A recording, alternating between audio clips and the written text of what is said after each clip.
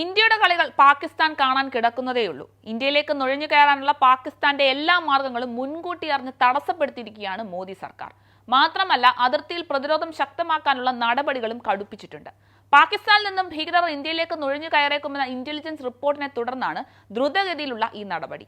അതിർത്തിയിൽ ഭീകരർ തുരങ്കങ്ങൾ ഉണ്ടാക്കാനുള്ള സാധ്യതകൾ മുന്നിൽ കണ്ട് അത് ചെറുക്കാനുള്ള നടപടികൾക്കാണ് മുൻതൂക്കം നൽകുന്നത്.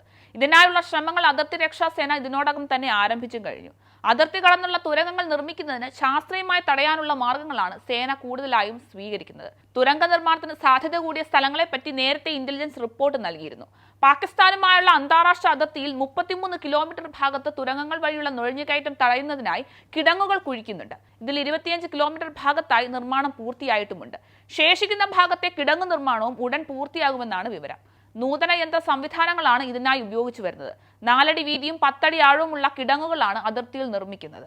പ്രദേശങ്ങളിൽ ശക്തമായ നിയന്ത്രണം നിലനിർത്തുന്നതിനായി ആന്റി ഇൻഫിൽട്രേഷൻ റോളുകളിൽ കൂടുതൽ ബറ്റാലിയനുകളെ നിയോഗിക്കുകയും ചെയ്തിട്ടുണ്ട്.